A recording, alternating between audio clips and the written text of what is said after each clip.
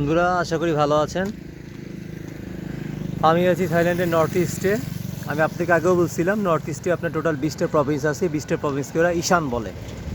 তা আমি যে প্রভিন্সে আছি এটার নাম হলো উবন রাজ্জাতানি। এটাও ঈশানের একটা অংশ, মানে ঈশানেরই একটা প্রভিন্স। আমি এখন দাঁড়িয়ে আছি উবন রাজ্জাতানিতে। এটা উবন রাজ্জাতানির উপর থেকে বয়ে যাওয়া একটা নদী, এটার নাম হলো মুন রিভার। দেখেন নদীর ওই পাশে ওইটাও থাইল্যান্ড। এখান থেকে আপনার একবার যদি আমি বর্ডার সাইডে যাই, এটার পাশে, এই প্রভিন্সের পাশে আপনার লাওসের বর্ডার আর কম্বোডিয়ার এক সাইডে কম্বোডিয়ার বর্ডার। তা আমার আরও বেশ অনেক দূর যেতে হবে যদি আমি আবার মেকং ধরতে চাই। এটার ফাইনাল বর্ডারে আপনার আবার মেকং নদী আছে। আর এটা হলো থাইল্যান্ডেরই একটা নদী, এটার নাম হলো মুন রিভার। তা আমি আসলাম আজকে সকালে। আমি কালকে রওনা দিয়েছি ঢাকা থেকে। ব্যাংককে পৌঁছানোর পরে 13 ঘন্টা জার্নি করে আমি এখানে আসছি। 13 ঘন্টা, এবং 13 ঘন্টা খুবই একটা, প্রথমে জার্নিটা ছিল ভালো, কিন্তু পরে জার্নিটা একটু ঝামেলা হয়ে গেছে। এই কারণে আপনার, আমি তো মনে করছিলাম যে থাইল্যান্ডেও ভালো গরম, আমি বুঝতে পারি নাই। সেম আমাদের ঢাকার মতো ঠান্ডা এই ঈশানের এই সাইডটা। এখন এদিকে তো প্রচুর গাছপালা, প্রাকৃতিক মানে পাহাড় পর্বত অনেক। তা আপনার প্রায় 14 কি 16-র মতন টেম্পারেচার ছিল। আর ট্রেনের জানলাগুলো একটু ছিল, প্রচণ্ড বাতাস ঢুকতেছিল, কারণ ট্রেন তো বাতাসই করে যায়। তো এই 13 ঘন্টার মধ্যে যে 6-7 ঘন্টা কী কষ্ট হয়েছে মানে আসতে, আরে বাবা রে বাবা, খুবই ঠান্ডা, মানে খুবই ঠান্ডা লাগছে রাত্রেবেলা। তারপর আসছি। এখন এইদিকে আমি একদিন থাকবো, দেখাই। এটা একটা টেম্পল, এটার নাম হলো ওয়াট লুয়াং। আর সামনে একটা আমার হোস্টেল ভাড়া ছিল 180 বাত। আমি ওই হোস্টেলের রুমটা চেঞ্জ করে নিছি, একটা রুম নিছি, রুমের ভাড়া 300 বাত। তবে অ্যাটাচ টয়লেট না, একেবারে পুরানো হোস্টেল, নর্মাল হোস্টেল, একেবারে নর্মাল, ঠিক আছে। জাস্ট থাকার জন্য রাত্রেবেলা। দেখি আজকে, কালকে চলে যাব, আবার কালকে থাকতেও পারি। কারণ এরকম যদি ঠান্ডা থাকে তাহলে এরকম ঠান্ডার মধ্যে ভালো লাগতেছে না। এখন অবশ্য মোটামুটি গরম লাগতেছে, কিন্তু সকালবেলা ভয়ঙ্কর ঠান্ডা ছিল। যে সময় আমি ওই সকালবেলা 6:30টায় নামি ট্রেন স্টেশনে, প্রচণ্ড ঠান্ডা। আমি গাড়ির মধ্যে উঠাই, আমি সবসময় হুন্ডায় যাই কোথায় গেলে, কারণ হুন্ডায় গেলে খরচ কমে। তো যে সময় হুন্ডা বাদ দিয়েছে গাড়িতে উঠছি, এই কারণে যে রেল স্টেশন থেকে গাড়ি আমার হোস্টেলে আসবো গাড়ি দিয়ে গইরা। তা গাড়িতে আসার কারণে, গাড়িতে আসলাম এই কারণে যে গাড়ির মধ্যে চারিদিকে আটকানো থাকে, আমার বাতাস লাগবে না। গাড়ির মধ্যে দুইটা কাঁপতেছিলাম। তো ড্রাইভার করতেছে, খুব ঠান্ডা লাগতেছে তোমার না? আমি বলছি হ্যাঁ, খুব ঠান্ডা লাগতেছে।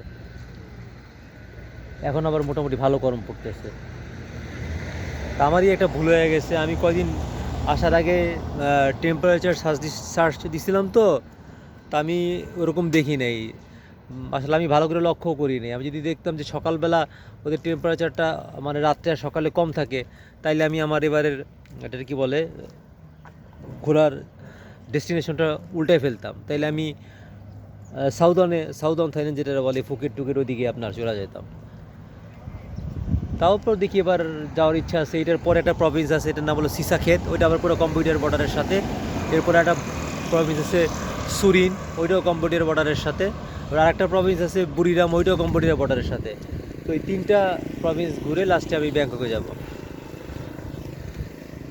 তা এই যে সকাল ওইটা, কারণ আমার কাছে টাকা ছিল না।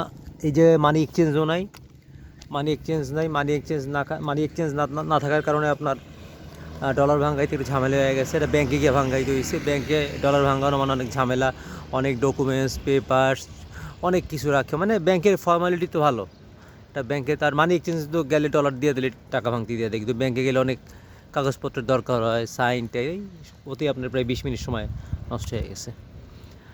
আর একটা স্যান্ডেল কিনলাম, এই যে একটা স্যান্ডেল নিচ্ছি এখানে, আর পানি নিচ্ছি। এখন যাবো রুমে, যাবো আবার গিয়ে দেখি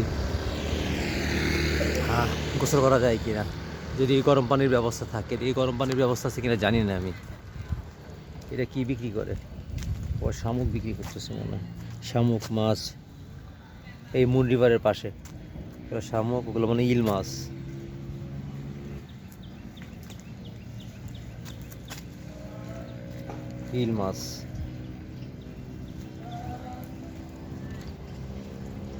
বাসাগুলো কত সুন্দর দেখছেন। আর একটা ডোরিমন স্টাইলের বাসা। জাপানিজ আর থাইদের বাসার মধ্যে কিছুটা মিল আছে।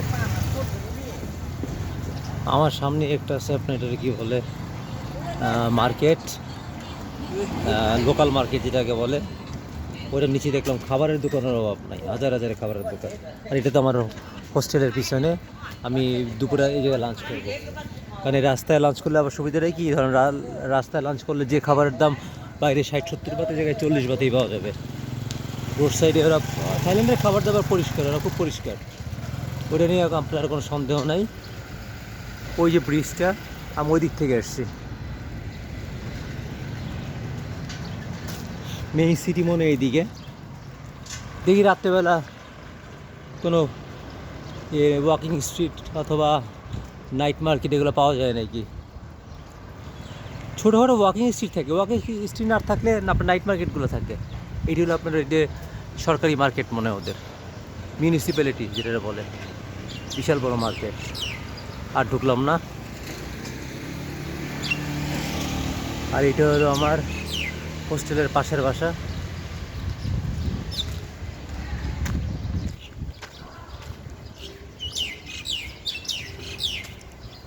আর পাশেরটা আমার হোস্টেল, এই দেখাচ্ছি আপনাদেরকে। প্রভিন্সিয়াল শহরগুলোতে ঘোরা মজা আছে আপনার। প্রভিন্সিয়াল শহরগুলোতে ঘোরা মজাটা কি, ধরেন আপনি যদি একটু, আমি যেমন একটু লোকজন কম চাই, মানে আমি অল্প লোক থাকলেই মানে আমার বেশি লোকের মধ্যে ঘুরতে ভালো লাগে না। যেমন ফুকেট, পাতায়, এই জায়গায় সব জায়গায় প্রচুর লোক, পায়ে পায়ে লোক, হাজারে হাজারে লোক, ঠিক আছে। আর এইসব জায়গায় ধরেন ট্যুরিস্টই নাই, ট্যুরিস্ট আছে খুব কম, তাও কিছু ফরেনার। থাইল্যান্ডে সব জায়গায় ফরেনার আছে, এই জায়গায় ফরেনার আছে, তো এই জন্য এইসব জায়গায় ঘুরা মজা।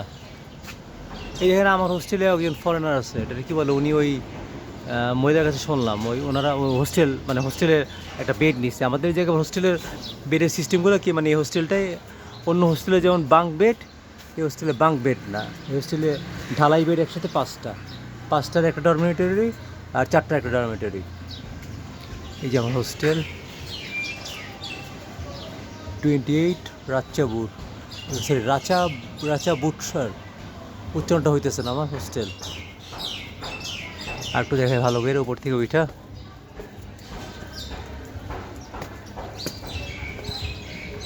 এই যেটার মধ্যে দিয়ে ঢুকে আমি খাইতে পারবো, বললাম না অনেক খাবারের দোকান।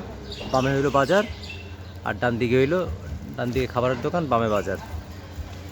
এই আমার হোস্টেলের আউটসাইড, এখান থেকে দেখেন।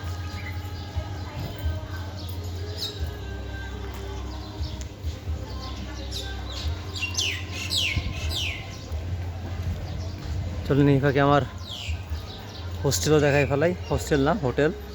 বারবার হোস্টেল মুখে আসতেছে এই কারণে, কারণ আমি প্রথমে হোস্টেল নিয়েছিলাম। সকালবেলা আমি প্রথমে হোস্টেল নিছি, পরে এসে বলছি যে আমার রুমটা একটু আপগ্রেড করে দাও, আপগ্রেড করা যায়। তাহলে আমি 120 টাকা বেশি দিয়ে একটু রুমেই থাকি।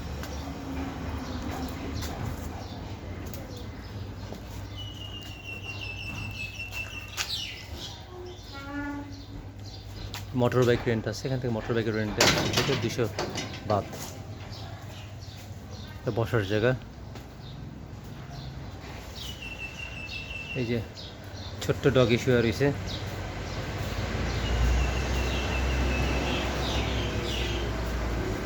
বসার জায়গা,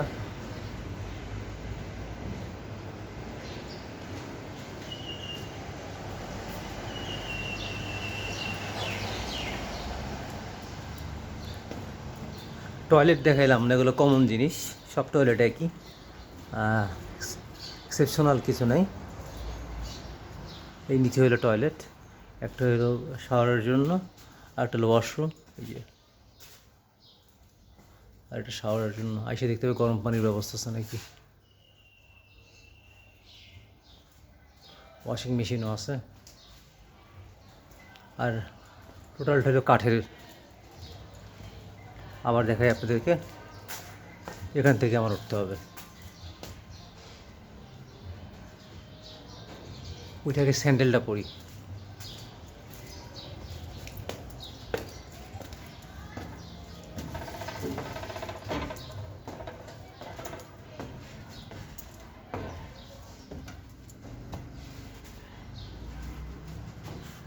ওই যে দেখেন একটু ফাঁক দিয়ে মুন রিভার দেখা যাচ্ছে, 2-3টা বিল্ডিং পরেই মুন রিভার।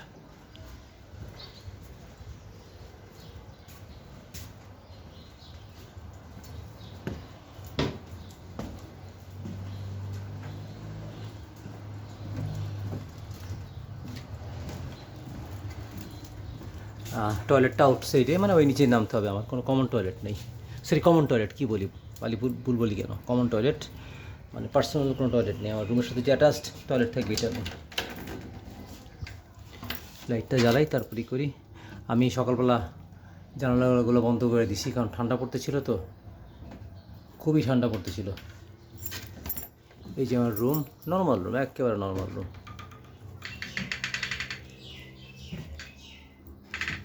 এই যে আমার বেডের অবস্থা দেখেন, একদম পুরুষ মানুষের বেডের অবস্থা, কী অবস্থা। কিছু নেই, একটা জাস্ট বসার সোফার মতন, একটা ফ্যান গরম আসলে কাজে লাগবে, একটা টুল আর একটা ড্রেসিং টেবিল। এটা তো আমার দরকার নেই, আমি তো মেয়ে না।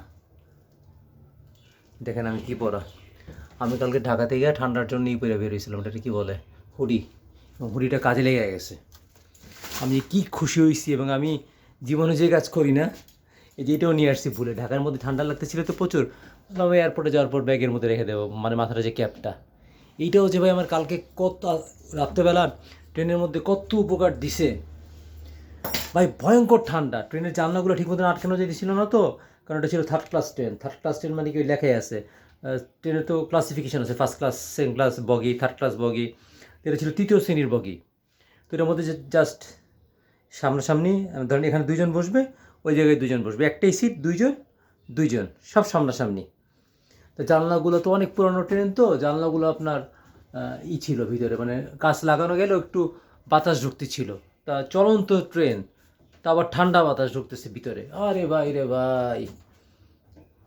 এর মধ্যে আবার ওনারা থাইরা আবার এর মধ্যে ঠান্ডা পানি খেয়ে গেছে। আমি তো অবাক যে এর মধ্যে ঠান্ডা পানি খেয়ে গেলাম রে ভাই, আমি তো ঠান্ডা পানি খেলে মরেই যেতাম। যাই হোক বন্ধুরা, আর একটা ভিডিও করবো পরে, এটা কেমন লাগলো আপনাদের জানায়েন। আপাতত আমি রাখি, ভালো থাকবেন।